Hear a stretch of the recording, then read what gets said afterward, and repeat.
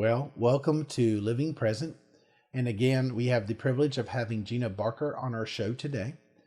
After being so many years in ministry as a pastor, I have found that in the years of experience, I could not counsel people always to the level that they needed it. Often we misconstrue our pastors as people who are supposed to come into our lives and fix everything. But I had to come to a real place in my life where I understood that some people truly do need people who are professional counselors. And Gina is one of those. So I have no problem whatsoever referring people to Gina when needed. And I want to thank you for being back on our show today. Thank you. Thanks for having me. Absolutely. And as y'all know, the name of the show is Living Present. And our last episode we covered a lot of ground. And I feel like where we could possibly go in today's episode is maybe moving more towards helping people live their best life, the best version of them, right? And I don't know that we can really do that if we are always looking in the rearview mirror or we're always trying to get ahead of ourselves. And I've always said that looking in the past for too long will bring depression, and looking into the future too long will bring anxiety. But living in the present moment where you can be around the people that you love and see them. I know that when I was younger, I was trying to find my way in life. And Gina, I'm telling you, it would frustrate me because I needed more money. I needed to work harder. I needed to develop something. And I felt as though my identity was so tied into my function that it really affected me. But not only did it make me suffer, I didn't realize how much it actually brought suffering to my family, because then I couldn't be 100% for my wife. When my boys needed me, now don't misunderstand me, I'm just saying, and I'm in a lighter version. I wasn't terrible, I don't think, but even in a little bit of that, I don't know that I could have given the best to the people that were closest to me at the time. Always seeming to move forward into the future, or always thinking about where I failed in the past. So with you here today, maybe you can help bring some understanding to us today through some of the trauma we talked about. Our last episode, I think we closed with how even with our young children or people at a young age, trauma can follow us all the way back down into, as you said, the uterus trauma. And now we don't even realize, I didn't even realize some of the way I act and some of the ways my personality had been developed was through emotions that were tied to things of my past that came through trauma and making me become a confused young man at one time. Now for me, I thank God that I found God in my life, and he was also part of that package for me. That spiritual package was huge, and him as well revealing things to me. But I've noticed he uses people a lot to help us as we move forward. So help us out with some of that knowledge today. All right. So one of my favorite authors on trauma defined trauma as being absent from your own life. And that's a very pointed way to identify how trauma can prevent someone from being that mindfully present person who is available to the people in his or her life, his or her children, his or her community. Because if we cannot be present, then we have to do something. People can use spirituality as a way to escape. Even healthy, good, true spirituality can be a coping mechanism that actually is negative, because it keeps a person from really being in the moment, or being true to themselves, so being aware of themselves. Certainly dwelling on the past, focusing on the future. People, dissociate in ways that can be even more severe, of just, being not even present, or missing time, or feeling numb. And often what prevents somebody from being present is pain. Because if you really check in with yourself and you are aware of your emotions in the present moment, if that is exceedingly painful, then we don't want to go there. Right. And so I don't think people necessarily want to dwell in the past, but people get back to their past experiences because they're unresolved. And as a counselor specializing in trauma, I help people get traumatic memories resolved so they can truly be put in the past. Because if you don't mind, I can share a little bit about what trauma is and trauma therapy, because I think a lot of people have traumatic experiences and symptoms of that, and they don't even know it. So I think that could be helpful to your audience. So trauma is an experience of basically a perception of facing death, right? Or it can be secondary exposure to violent death, or it can be some sort of sexual violation. And when that happens, the brain goes into autopilot, into fight, flight, or freeze response. And the experience is so overwhelming that in that moment, it cannot be resolved. And so, I mean, obviously, the fight response, if you can fight the threat, it's resolved. If you can get away from it, it's resolved. But if you end up with a freeze response, you're stuck in it and you cannot get away, then and that often is left unprocessed. So an unprocessed traumatic memory, it can never put it in the past because it keeps interfering with the present. It keeps popping up. Sometimes it's hypervigilance, which I think you talked about earlier, how you're always sort of on guard or solving the world's problems, like you're always hyper aware. Sometimes people are hyper aware of risk. Sometimes people are like walking on eggshells or just not being able to relax. So they feel threatened. They have a lot of social anxiety or just anxiety in general. And all these things can be symptoms of unresolved trauma.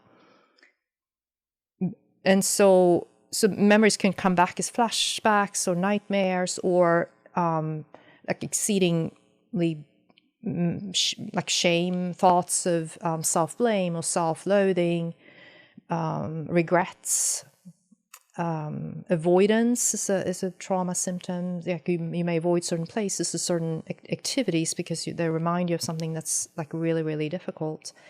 And so I use different techniques, a pretty good toolbox for processing trauma, but not to necessarily go in detail, but the point of it is to revisit those experiences in such a way that you're able to access the memories. And memory consists of images, thoughts, emotions, and body sensations. A lot of a trauma is always stored somewhere in the body. Sometimes it's literally physical chronic pain, or it materializes as tension or pressure in different parts of the body. And so I help that being discovered and released. And when a trauma is being processed, which is actually pretty fast, like once you get to it, it can be actually put in the past, and it's like you literally see clients just kind of take a deep breath and relax. And when a memory is in the past, then you don't have to dwell on it. You can leave it there and move forward in life. And because people want to be present. It's just sometimes it's just so hard.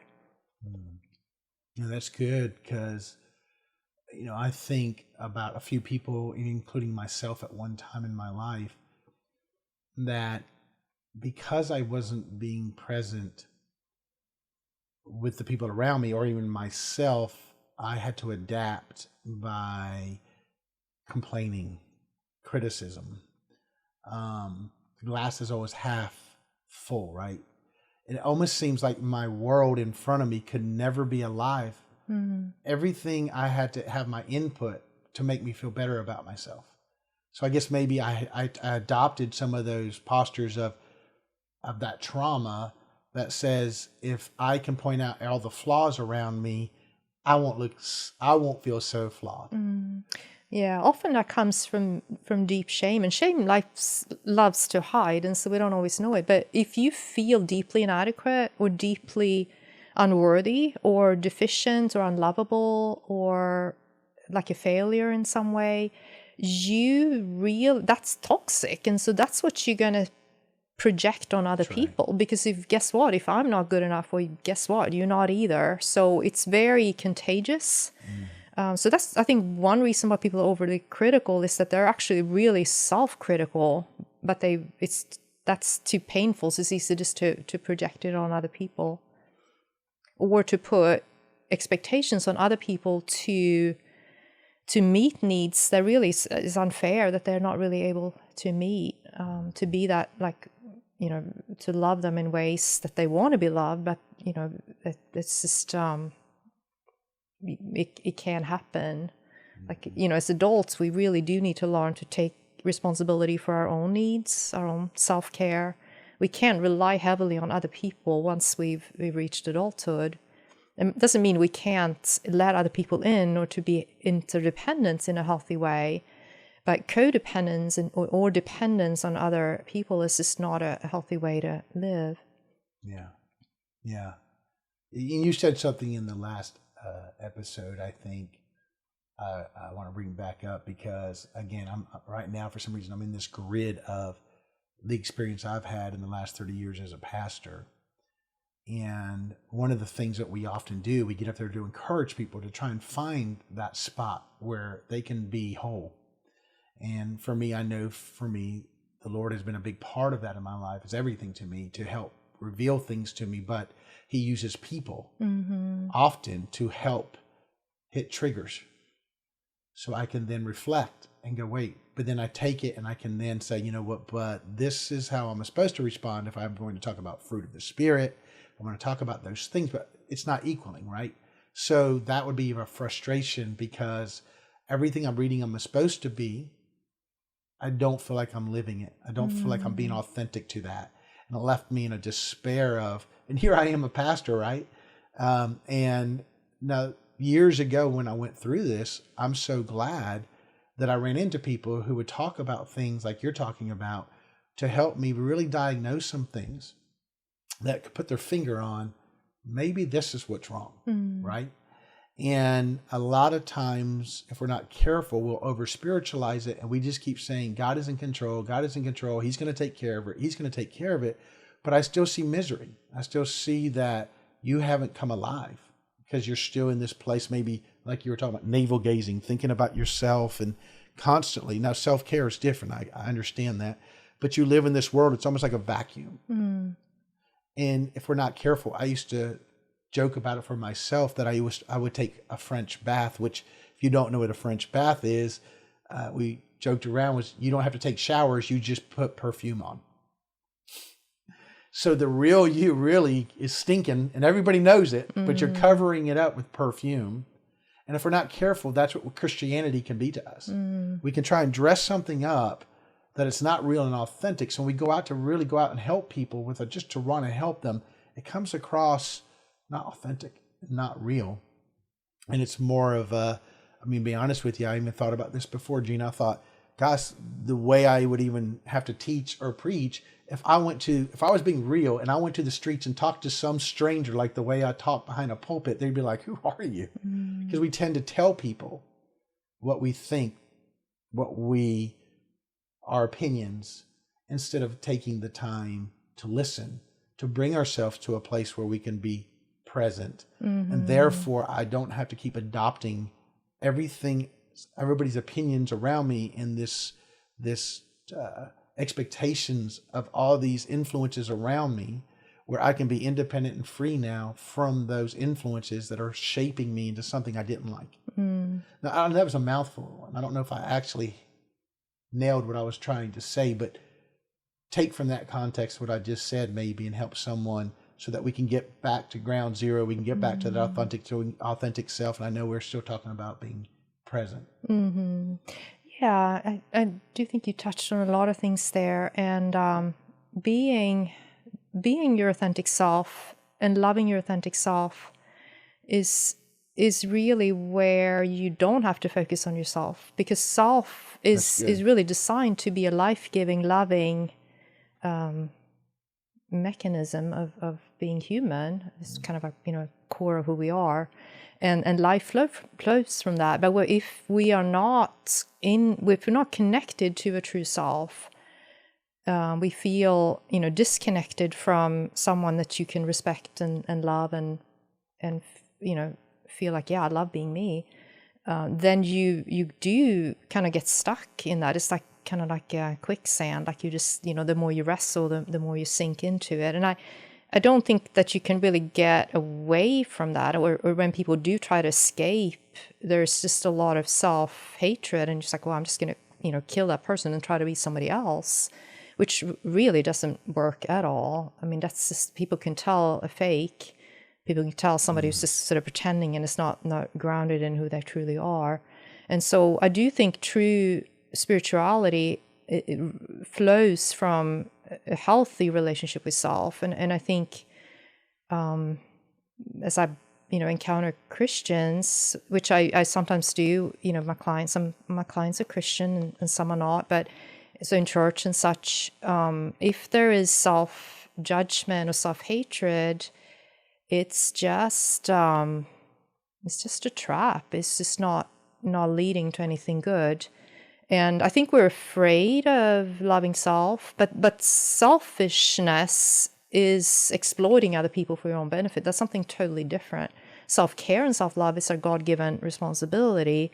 The Bible says, love God, love others as yourself. And love is something you cultivate. It's not a commodity. It's not something that you give or keep. It's an atmosphere that you cultivate, and you have to put yourself in there. You have to include yourself in loving who you are and the true person that you're designed to be.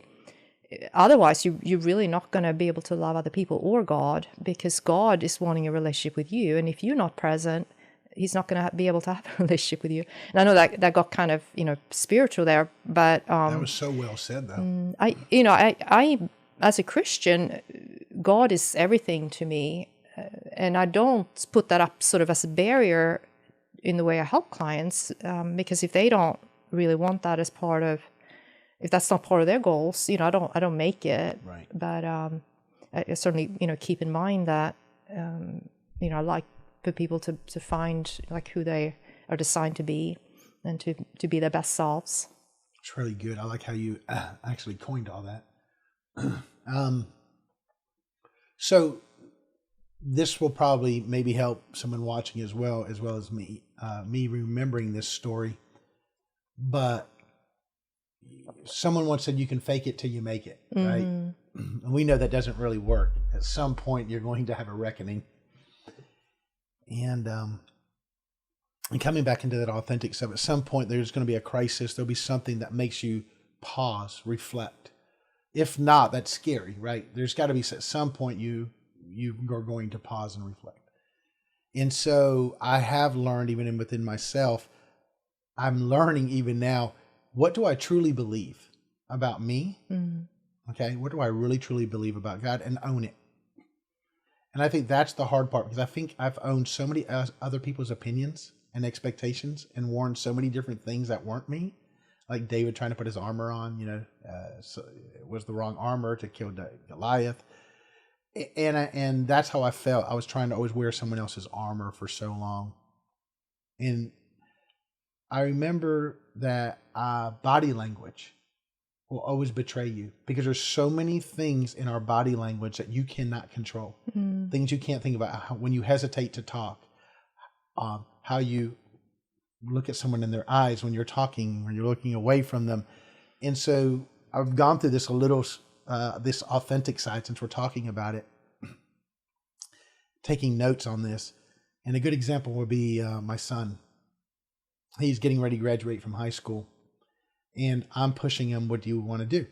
What do you want to do? Is college? Do you want to work somewhere? Do you want to start a business? How can I help you? How can I help you? But really what I was doing was I'm trying to help me. Because I'm processing, if he figures out where he wants to go, I can finally rest. Now it's tied to love. It's misled, but it's tied to love, because I'm trying to, I love this boy so much, I really want to make sure he's taking the right steps, but it's also that codependency or vicariously living through someone if we're not careful. And what had happened was, and I think this will help someone. So as I said that to him, I planted a seed. See, that's actually a low level lying. I don't know if you would call that a seed of trauma, because you're basically telling your son that he's not good enough in the state he's in. He's going to have to fix something or do something to meet my approval. So when I say that, you need to figure out what you want to do. There is a place I know that's healthy that we help each other. but maybe it came and was seeded with the wrong intention. And so then when he would come home and I'm home from work and I ask him, what did you do today? How do you think he heard it? He heard it as, I'm a failure. Dad's trying to push me into something. I don't know what I want to do yet. And it's like, get him off me. I want to think for myself, but I can't. And then I realized what I was doing and I stopped asking because I felt like this was in my heart to stop asking him. And then when he would come home, I realized I would say to him, how are you doing? Or something like that. But my body language was betraying me because it had not settled in my heart yet. I had not come to authentic yet. I have not come to ground level yet. So you were still not a safe parent for him. Very well said. And so therefore, for him, it was very hard for him to process this still because I was saying it with my mouth, but my body language was saying something completely different. And that's why I think someone once said the lowest form of communication is actually words, hugs, touch, or even a higher level. And so then at this point, I felt in my heart, I finally felt like, for me, I felt the Lord was saying to me, Mark, stop. Give him breathing room. Cut the slack. Cut the line. Let slack come back. He'll find his way. Do you trust me? Yes. So when I finally did that, I remember he came home one day, and now this had taken a few months. Listen, it's not an overnight thing. I think you can attest to this. Everybody wants the instant healing, the instant everything, but we forget that it's about relationship as we're walking this out.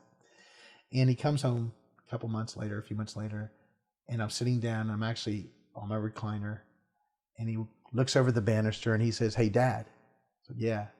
He goes, "Is everything all right?"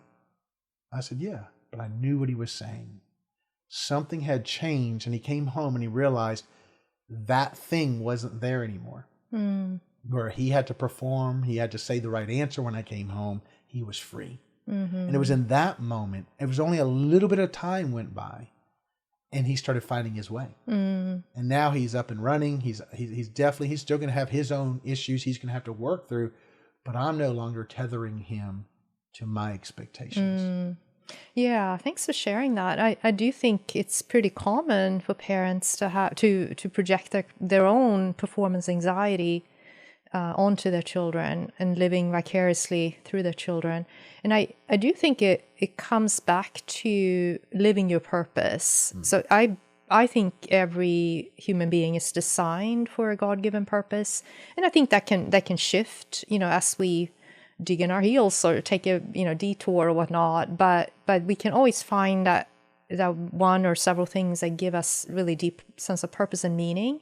And if we live in that, we're less likely to try to get satisfaction through what our children are doing as they're approaching adulthood, or even small children. It certainly can, be super gratifying to be a mother or father of a young child. But at some point, like you said, you've got to find satisfaction in seeing them live their own life, or you'll hold them back. And I think also, parental guidance is finding that balance between certainly giving good advice to help them prepare for a life of, responsible living, but also helping them find their purpose. Because if they do figure out what they're passionate about, they're going to be good at it, and it's going to serve them well, regardless, what the if it's considered a good profession or not. I mean, I think you can never go wrong with doing something you know that you're good at and something you really find joy in. That's really well said. And you said something in that. You said performance anxiety, because that's a word I want to kind of frame in for a moment. And so this isn't just for people with children. Performance anxiety, I'm assuming, affects across the board. Can you highlight what that looks like? And maybe someone watching can say, boy, I didn't realize how much I'm under performance anxiety. Can you kind of give a definition of what that looks like? I think it's deeply tied to shame, which I talked about earlier. The feeling of I don't measure up, I'm a failure, I'm inadequate. So it's often an internally produced thing, to where you're trying to perform better to reduce the anxiety. Now, certainly there can be performance pressure that's put on from the outside, from a boss or not, a financial pressures that can give performance anxiety as well. But when it's internally rooted, it's often based on feeling like you have to do something different or you have to do more to be good enough. Good enough is an operative word, because feeling good enough is really what life is about. Knowing that it's okay to be human. I don't have to be perfect. I have my strengths and I have my corresponding weaknesses like everybody else. And I just need to be a good enough human. I just need to be humble, which is recognizing I'm going to screw up, but I try not to screw up in major ways. I try to make my mistakes small and not devastating to other people. And when you have performance anxiety, you're really not operating out of your best self, because often it's also linked to trauma. And so your frontal lobe is not even working. You're operating from your midbrain, and you're trying to compensate for something that just didn't happen at some point. I know that's kind of a big answer to the topic, but I hope that makes sense. That's good. It makes sense. And I think even I see that popping out in other ways, the performance anxiety, like maybe even a parent that says, I'm just a friend to my child, because you don't want to have a rub, right? So you'll take the approach of, well, we're just friends, but what they really need is a parent. I had a young girl once that she was a teenager, and we had teenagers in the house all the time.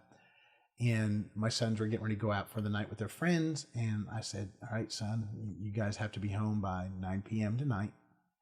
And they're like, oh, Dad. I'm like, no, I want you home at 9. Okay. And it wasn't exercising control. I had understanding that was privy to me, right? Where they were going, just making sure. I know what happens after 9 p.m. You don't need to be up later than that. And this young girl, this teenage girl, she was always in her home. And she looked over at me when the boys left and she started crying. I said, are you okay? She said, yeah. She goes, I only wish I had a parent who would tell me to come home at 9 p.m. And to me, I feel like that when we're not authentic, when we're not living that, and we can't see people and be present, they get left out like that. And unfortunately for this young lady, while she was in high school, in junior year of high school, basically her mother said, look, I've met a guy, I'm moving to Charleston, you're on your own. While she was in high school. So these traumas are very real in these people, and we do our best to love them out of it. But I would have to say, to this day, honestly, even having this conversation with you provokes me to actually sit down with her one day and say, you know what, you may want to go see a professional. You've had such trauma in your life. It may be time for you to really, because I can still see the things that are affecting her and making decisions.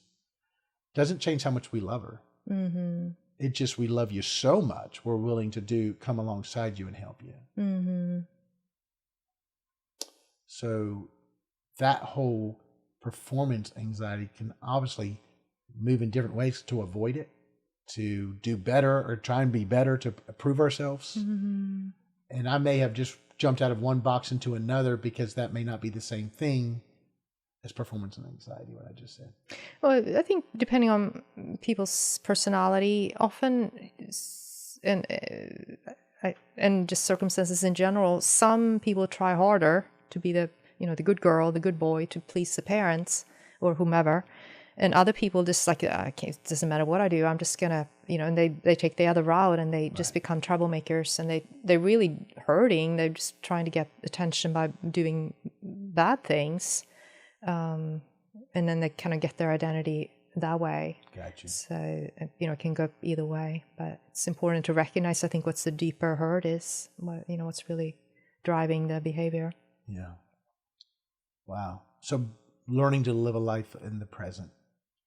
Is there anything else that you would share that you feel like going down that vein that could help us today kind of get to that spot where, listen, it's not just for present's sake.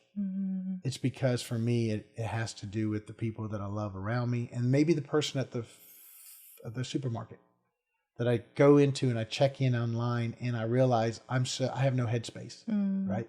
I've used all my headspace up for the day because I'm living in my past or present. I'm in my future so much by the time I get to the grocery store. That one clerk who needed me to smile, that just needed a kind word, that I didn't even see them to give them it, and realize they're probably worse off than me. But I wasn't even able to give them that cup of cold water. And I feel like as though for me, I'm not beating myself up for that. I understand that we have to have grace on ourselves, and there's some good days and there's some bad days. But I do feel as though for me in life, I really would like to become even more present than I am for more than myself. I guess maybe it might be worth defining, because it might be self-evident what it means to be present, but it's really about being in the present moment and being aware of what the information coming in through your five senses. So sort of being aware of your immediate environment, taking in information in the moment, and then feeling in the moment, because feelings are always in the present. Thoughts can go back, like we move back and forth in time. It's kind of inevitable that we kind of think, like forward, what's happening next, and that we go back and pull up memories. That's we have to. I mean, we don't live in a vacuum, like we live in history.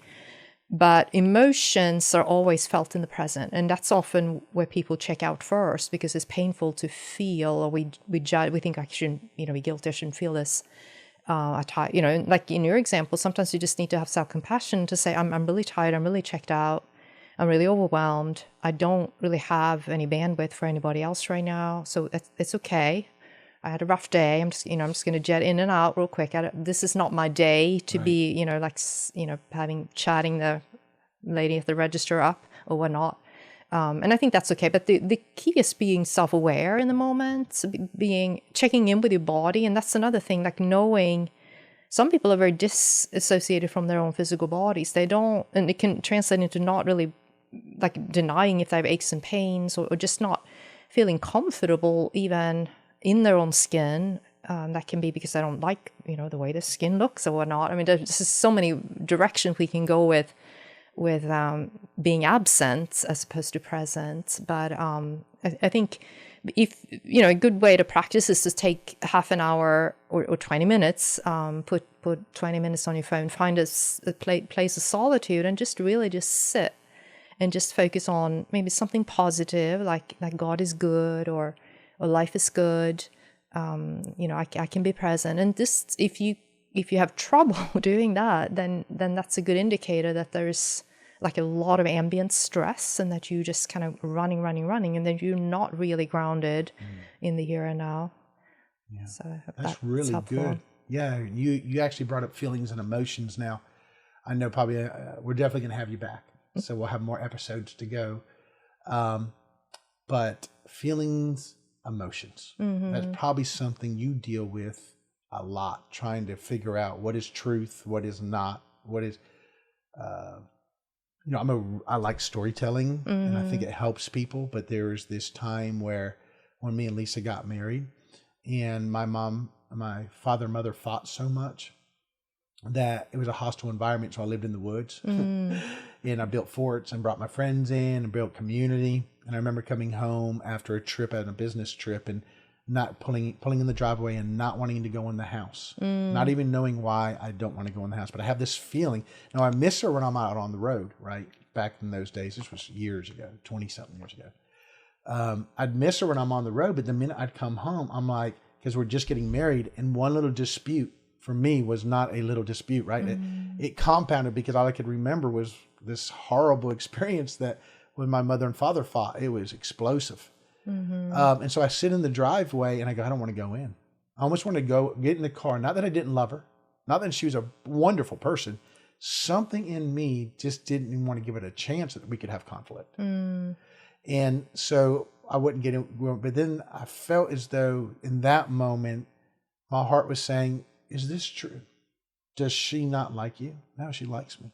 Does she love you? Yes. And I had to actually go through my own checklist of, is this true? And then when I finally did, I was like, and I could breathe, because I came to the conclusion I was creating stories in my head that were not true because of the trauma. Turning it into a feeling, then becoming an emotion. Help me with feelings and emotions as we kind of wrap up this segment. So feeling, the emotions are usually kind of deeper, and then the feelings is kind of how they experience are experienced in the moment. But really, the way to go through that process, which is fantastic, and it really also I think is a great example of you don't always have to get counseling to resolve issues. Like sometimes if you're being curious and compassionate and you really want change, like there are ways to, and there's a lot of resources that, cheap and inexpensive, books and such. But you need to check in and recognize what am I thinking? Right. What am I feeling right now? Before you judge it as I shouldn't think that way, or I can't think that way, or that's not safe, because you can't change something that you're not aware of. And that's the first step of just being willing to check in, because emotions are not dangerous and thoughts are not necessarily true or false. They just are. Sometimes it's safe to think something. It's safe to recognize that you're thinking something, because then you can say, well, that's not a healthy way. That actually isn't true. So I'm gonna shift that. I'm gonna kind of trade that out for something else. Right. So we can actually create dogmatic scenarios in our life that we actually confine ourselves into. Oh, absolutely. Yeah. Yeah. But you're given the opportunity to say, check in and find out what is really true. I liked how you said that. All right. Well, I feel like there's so much more we could talk about. There's so many things that I'm sure people would love to know more about. But I want to thank you again for being on Living Present. It helps me when I dialogue with people. There's often things I didn't know I know that come out of these things. Some things I didn't know, I definitely didn't know. Either way, it's still helping. And I feel like that's the part that I think we really challenge ourselves in life is I don't want to be the guy who gets stuck in a place in my head and that is my last stop. And then we need people, these dialogues. I think it's healthy to dialogue. I think it's healthy to have coffee with people that you don't even agree with. Yeah, absolutely. People, it's easy with us because we agree with most of everything that we've, if you agree with everybody on everything, something's wrong. No marriage is even like that, right? But that's not the issue for me. I want someone to disagree with in some way so I can challenge me, so I can hear their side. Yeah, it's not a threat to community or connection as long as there is respect and allowance for differences. That's right. And of course, I don't disagree with anything that you've said and that you've spoken about, but I'm just helping us, all of us, understand dialogue is important. And it's extremely important to be able to get to that place where we can be authentic and challenge ourselves to do something we may be afraid of doing by taking a baby step, right? Yes. Just take one step towards that fear. And I do feel as though the way the world has been separated and it's almost like take a side, and we can't be neighbors with each other like that. You can have a neighbor in the neighborhood that has the wrong political sign in their front yard and yours may have a different view, but that actually separates us.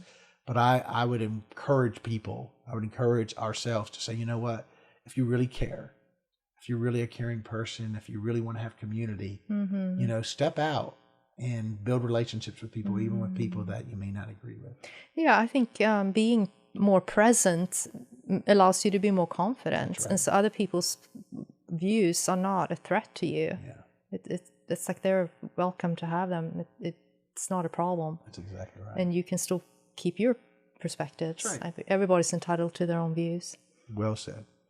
Again, I want to thank you, Gina. You're welcome. Thank you. And hopefully this helped you guys. And I know it helped me. And we'll have you back on again, and we'll talk more and bring your expertise to the table. And so everybody have a great day. So glad you tuned in.